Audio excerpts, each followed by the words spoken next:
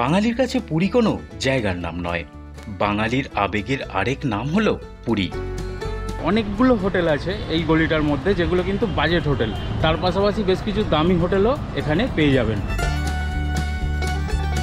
বাংলা থেকে প্রায় 500 কিলোমিটার দূরে বঙ্গোপসাগরের তীরে ভিন রাজ্য উড়িষ্যাতে পুরী নগরীর অবস্থান হলেও পুরীকে বাঙালি আপন করে নিয়েছে বহুকাল আগেই। আমরা 7টার সময় জগন্নাথ মন্দির এলাম, একদম পুরো ফাঁকা ছিল, মানে 5 মিনিটের জন্য কোথাও দাঁড়াতে হয়নি, সঙ্গে সঙ্গে দর্শন হয়ে গেল। বর্তমানে পুরীতে আসা মোট পর্যটকের সিংহভাগই হলো বাঙালি পর্যটক। আজকে আমরা কলকাতা থেকে এক রাত্রি 2 দিনের ছোট্ট একটা উইকেন্ড ট্যুরে ঘুরে আসব আমাদের প্রিয় শহর পুরী থেকে। দক্ষিণ পূর্ব রেলওয়ে সাঁতরাগাছি স্টেশন থেকে রাত 8:35 02:837 সাঁতরাগাছি পুরী উইকলি সুপারফাস্ট ধরে আমাদের যাত্রা শুরু হলো পুরীর উদ্দেশ্যে। যে ট্রেন আমাদের পুরী পৌঁছে দেবে ভোর 4:30 নাগাদ। তবে নির্ধারিত সময়ের থেকে প্রায় 2.5 ঘন্টা দেরিতে যখন আমরা পুরীতে পৌঁছালাম, তখন ঘড়ির কাঁটায় সময় সকাল 7টা। Very good morning from Puri. সকাল এখন ঠিক 7:10। অটো স্ট্যান্ডের বাইরে আমরা এখন দাঁড়িয়েছি। এখান থেকে আমাদের প্রথম কাজ হলো এখান থেকে একটা টোটো বা অটো বুকিং করে আমরা পৌঁছে যাব পুরীর স্বর্গদ্বারে।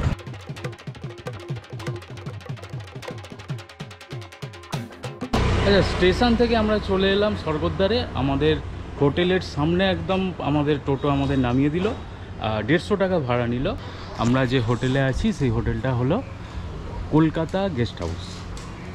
এইটা আমরা আছি 304 নম্বর রুমে। এই হলো রুম।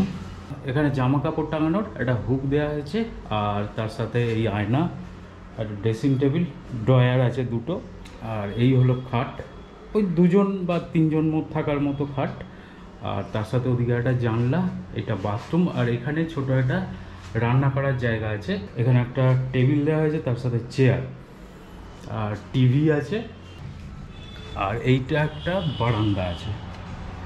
বারান্দা থেকে এই দিকে ওই দিকটা হচ্ছে সমুদ্র। এই হলো মোটামুটি হোটেল। যারা বাজেট হোটেল খুঁজছেন পুরীতে, এই হোটেলের লোকেশানটাও আমি দেখিয়ে দেবো। মেন রোড থেকে যে গলিটা ঢুকছে এই হোটেলের, যারা একদম পুরীতে বাজেট হোটেল চাইছেন তাদের জন্য কিন্তু এই হোটেলটা একটা ভালো অপশান হতে পারে। এই রুমের ভাড়া পড়েছে আমাদের থেকে 600 টাকা।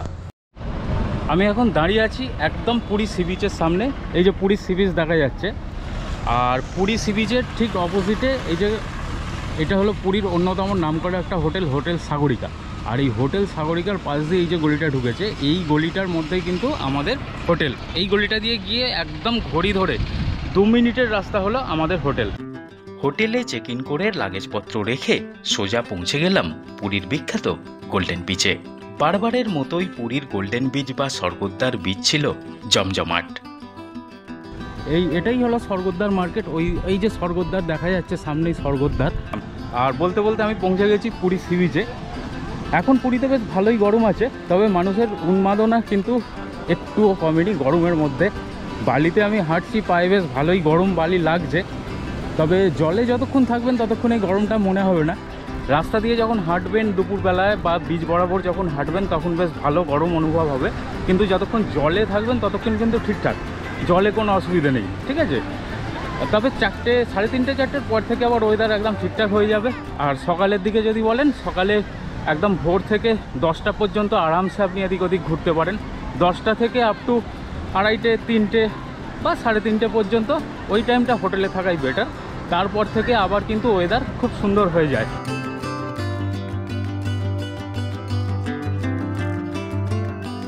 কথা বলতে বলতে পৌঁছে গেলাম একদম স্বর্গদ্বার মার্কেটে। স্বর্গদ্বার মার্কেট কিন্তু সকালের দিকে বন্ধই থাকে, বিশেষ করে এই গরমকালে একদম পুরোপুরি প্রায় বলতে গেলে বন্ধ। সন্ধ্যেবেলা আসবো স্বর্গদ্বার মার্কেটে, তখন এই স্বর্গদ্বার মার্কেটটা ঘুরিয়ে দেখাবো। এখন সব দোকানই বন্ধ আছে। স্বর্গদ্বার মার্কেটের ভিতর দিয়েই আমি যাচ্ছি, তো প্রতিটা দোকানই প্রায় বন্ধ, 2-1টা দোকান খোলা আছে।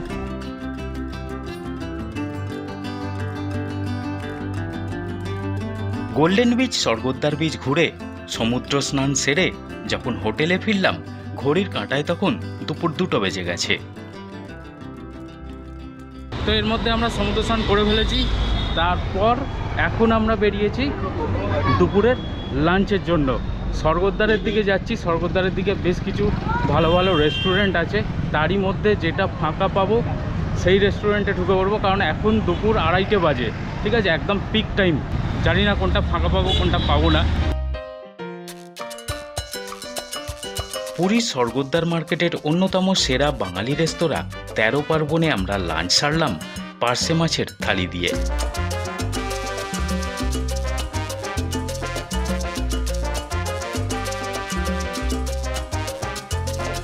লাঞ্চের পর ক্ষণিক বিরতি নিয়ে বিকেলে চলে এলাম পুরীর স্বর্গদ্বার বিচে। এখানে প্রচুর বসার জায়গা করা আছে। এই জায়গাগুলোতে বসতে গেলে ঘন্টায় 30 টাকা দিয়ে আপনি চেয়ারে বসে সমুদ্রের এই ভিউটা এনজয় করতে পারেন।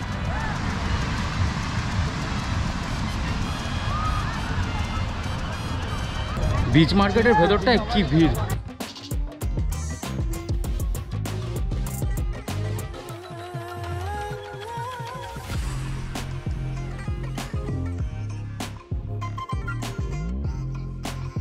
স্বর্গদ্বার বিচ থেকে সন্ধ্যার সময়ে আমাদের গন্তব্য ছিল পুরীর শ্রী জগন্নাথ মন্দিরে। স্বর্গদ্বার থেকে জগন্নাথ মন্দিরের দূরত্ব 2 কিলোমিটার। আপনি চাইলে রাস্তার দুই ধারের মার্কেট দেখতে দেখতে হাঁটা পথে খুব সহজেই পৌঁছে যেতে পারেন জগন্নাথ মন্দিরে, অথবা টোটো সহযোগে মিনিট 10-15-র মধ্যেই পৌঁছে যাবেন জগন্নাথ মন্দিরে। সন্ধ্যে 5:30 বাজে। বিচ মার্কেট থেকে ঠিক যে রাস্তাটা জগন্নাথ মন্দিরের দিকে যাচ্ছে সেই রাস্তা ধরে মন্দিরের দিকে যাব। গাঙ্গুরামের পাশ দিয়ে খানিকটা এগিয়ে এলেই এই যে ভারত সেবাশ্রম সংঘ, এইটা ভারত সেবাশ্রম সংঘ। আর এই যে রাস্তাটা, এই রাস্তাটা স্ট্রেট গেছে মন্দিরের দিকে। এখন সন্ধ্যা 7টা বাজে। আমরা জগন্নাথ মন্দিরের দিকেই এসেছি, এবারে দর্শন করব। নূতন রূপে সেজে ওঠা জগন্নাথ মন্দির এবং দর্শন সংক্রান্ত সমস্ত তথ্য নিয়ে একটি ভিডিও চ্যানেলে আগেই দিয়ে দিয়েছি। ভিডিওটির লিঙ্ক উপরের আই বাটনে দিয়ে রাখলাম, দেখে নিতে পারেন। আপনারা যারা ফাঁকায় ফাঁকায় দর্শন করতে চান, এক ভোরের দিকে ওই সময়টা ফাঁকা থাকে, কিংবা এই সন্ধ্যের পর থেকে আপ টু 9টা 9:30 এই পর্যন্ত এই টাইমটা কিন্তু মন্দির পুরো ফাঁকা। আমরা যখন বেরোলাম এখন 8টা বাজে, 8টার সময় আমরা যখন বেরোচ্ছি এখন আরও ফাঁকা। যতটা ভিড় 7টার সময় যেটুকু ভিড় ছিল 8টার সময় কিন্তু এখন তার থেকেও কমে গেছে ভিড়। তো 7টা 8টা এই সময়টা ট্রাই নিতে পারেন জগন্নাথ মন্দির দর্শনের জন্য।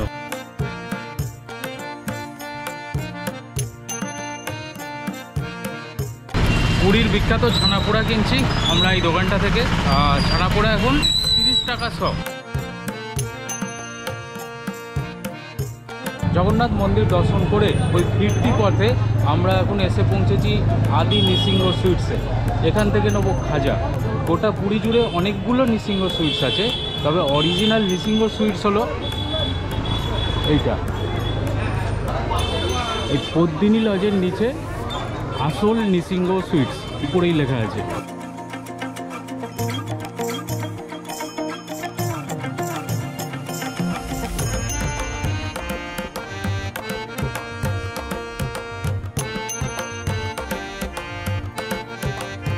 প্রভু শ্রী জগন্নাথের দর্শন নিয়ে সেদিন রাত্রে আমরা আবার ফিরে এসেছিলাম স্বর্গদ্বার বিচ মার্কেটে।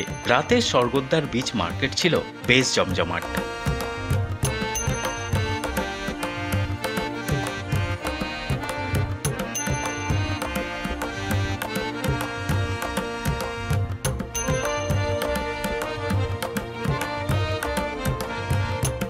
পরদিন অর্থাৎ আমাদের এই ঝটিকা পুরী ভ্রমণের শেষ দিনে সকালবেলায় ঘুম থেকে উঠে 1 কাপ চায়ে চুমুক দিয়ে প্রথমেই চলে এলাম সমুদ্র সৈকতে। আমাদের হোটেল থেকে মাত্র 2 মিনিটের রাস্তা, পৌঁছে গেছি গোল্ডেন বিচে। যে বিচ সকাল থেকে রাত পর্যন্ত দিনের যে কোনো সময়ই আসুন না কেন সদা ব্যস্ত।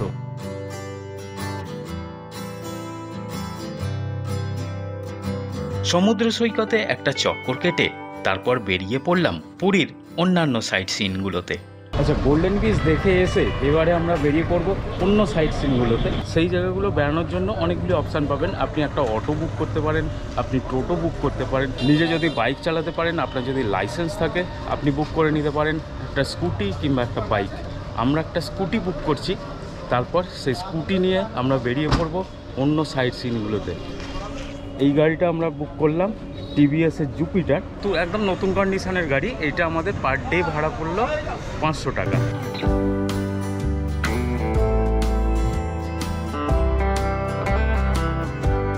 পুরী গোল্ডেন বিচ থেকে আমরা এখন যাচ্ছি পুরী মোহনার দিকে। আর মোহনার দিকে যেতে এইটা হলো পুরী লাইট হাউস।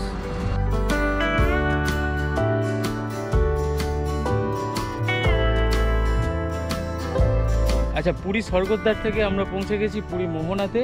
মোহনাতে এখানে যদি 2 হুইলার নিয়ে আসেন তাহলে এই জায়গাটা পার্কিং করতে হবে, করে এই যে সরু রাস্তাটা গেছে পাঁচিলের পাশ দিয়ে, ওই রাস্তাটা দিয়ে গিয়ে সামনে নদী আছে, ওই নদী সমুদ্রে মিশেছে, ওইটাই মোহনা। ওই রাস্তাটায় কিন্তু 2 হুইলার বা 4 হুইলার যাবে না।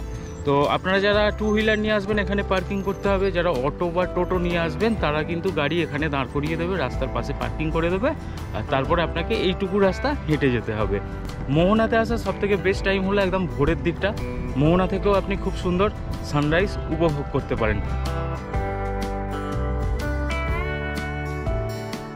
পুরীর মোহনা থেকে এবার আমরা যাব গুপ্ত বৃন্দাবন। গুপ্ত বৃন্দাবন এখান থেকে 4 কিলোমিটার রাস্তা, যেতে সময় লাগবে মোটামুটি 10 মিনিট। গুপ্ত বৃন্দাবন পৌঁছে গেছি আমরা। মোহনা থেকে এলাম 4 কিলোমিটার মতো রাস্তা।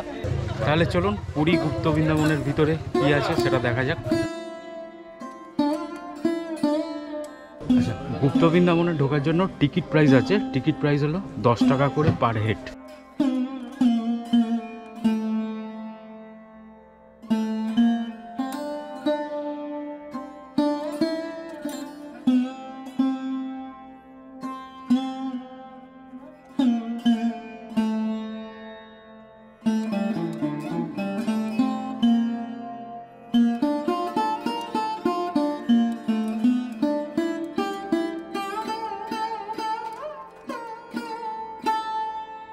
গুপ্ত বৃন্দাবন মোটামুটি দেখা শেষ হয়ে গেল। দারুণ জায়গা, পুরীতে এলে গুপ্ত বৃন্দাবন অবশ্যই আসবেন, খুব সুন্দর জায়গা। আর গুপ্ত বৃন্দাবন দেখে এবার আমরা বেরিয়ে যাব আমাদের আগামী গন্তব্যে। পুরীতে পুরীর গোল্ডেন বিচ যেরকম বিখ্যাত, তেমনই বিখ্যাত জায়গা হলো এই পুরীর জগন্নাথ মন্দির। পৌঁছে গেছি জগন্নাথ মন্দিরে।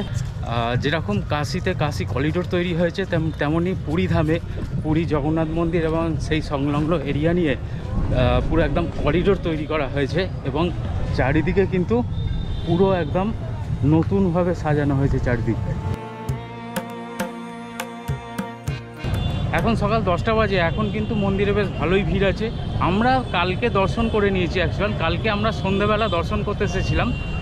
পুরীর জগন্নাথ মন্দিরে যখন পতাকা পাল্টানো হয় যে সময়টা, অর্থাৎ ওই সন্ধ্যে 6টার পর, তো 6টার পর আমরা এসেছিলাম, সেই সময় কিন্তু একদম খালি ছিল। মানে আমাদের 5 মিনিটের জন্য কোথাও দাঁড়াতে হয়নি, কোথাও লাইনে দাঁড়াতে হয়নি, এতটাই খালি ছিল। একদম যে ভিড় ছিল না সেটাও বলবো না, লোক ছিল, অবশ্যই লোক ছিল। তবে এখন 10টার সময় যেরকম ভিড়, এখন কিন্তু বেশ ভালো ভিড়, একদম দূর অবধি লাইন গেছে দেখতে পাচ্ছি আমি। তো এই রকম ভিড় তখন একদমই ছিল না। ফাঁকায় সুন্দরভাবে যদি দর্শন করতে চান তাহলে চলে আসুন একদম ভোরবেলা, আর নয়তো বিকেলের দিকে। বিকেলের দিকে বলতে সন্ধ্যের পরে কিন্তু আমরা কালকে 6টা সাড়ে 6টা নাগাদ দর্শন করতে ঢুকলাম, একদম খালি ছিল, কোনো জায়গায় আমাদের 5 মিনিটের জন্য দাঁড়াতে হয়নি। সুন্দর দর্শন করেছি একদম সামনে থেকে। এই জায়গাগুলো কিন্তু একদম নতুন বানানো হয়েছে, আগে কিন্তু এই জায়গাগুলো পুরো বন্ধ ছিল। এবং এর আগে আমরা এসেছিলাম ডিসেম্বর মাসের সময়, 25শে ডিসেম্বর এসেছিলাম, সেই সময় কিন্তু এই জায়গাগুলো পুরো কনস্ট্রাকশনের কাজ হচ্ছিল, এই জায়গাগুলো পুরো বন্ধই ছিল সেই সময়। আর এখন একদম দারুণ তৈরি হয়েছে, চারিদিকে একবারে কত সুন্দর এই জায়গাগুলো সাজিয়ে এইসব জায়গাগুলো রিকনস্ট্রাকশন করে দারুণ করেছে, দুর্দান্ত। একদম কাশি করিডোরের কথা মনে পড়ে যাচ্ছে।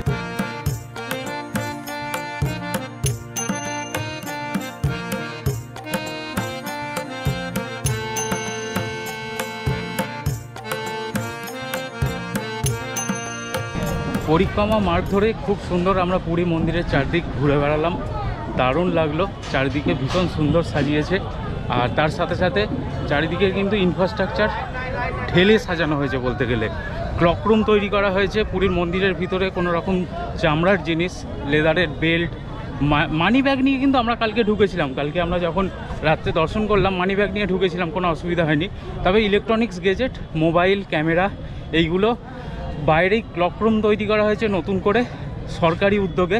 তাছাড়া বেসরকারি উদ্যোগেও আপনি মন্দিরের চারপাশে যে দোকানগুলো আছে সেখানে ক্লক রুম পেয়ে যাবেন। ইলেকট্রনিক্স গেজেট যেরকম মোবাইল, যেরকম ক্যামেরা, এইগুলো রেখে দেওয়ার লকার পেয়ে যাবেন। সেই লকারে সমস্ত কিছু জমা দিয়ে আপনি মন্দিরের মধ্যে প্রবেশ করবেন। পুরীর মন্দির দর্শন করে আমরা বেরিয়ে পড়লাম। এবার আমাদের গন্তব্য জগন্নাথ দেবের মাসির বাড়ি গুন্ডিচা মন্দির। আচ্ছা, আমরা পৌঁছে গেছি গুন্ডিচা দেবীর মন্দির। এই গুন্ডিচা দেবীর মন্দিরই হলো জগন্নাথের মাসির বাড়ি, অর্থাৎ রথযাত্রার সময় এক সপ্তাহ এই গুন্ডিচা দেবীর মন্দিরেই জগন্নাথ, বলরাম এবং সুভদ্রা অধিষ্ঠান করেন।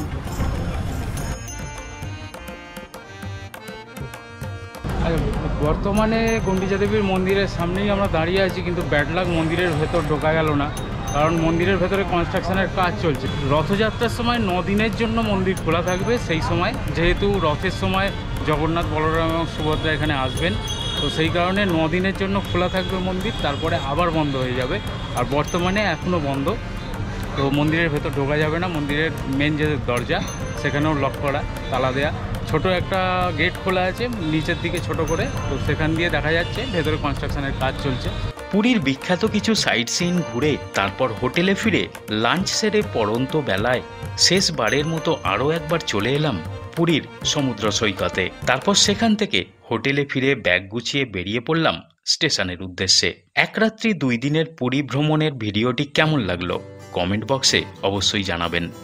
পুরী সাইট সিইনে আর কোথায় কোথায় ঘোরা যায় সেটাও কমেন্ট করে জানিয়ে যাবেন। এই ধরনের ভ্রমণমূলক ভিডিও আরও দেখার জন্য চ্যানেলটি অবশ্যই সাবস্ক্রাইব করতে পারেন। তাহলে দেখা হচ্ছে খুব শিগগিরই আগামী কোনো ভ্রমণে। জয় জগন্নাথ।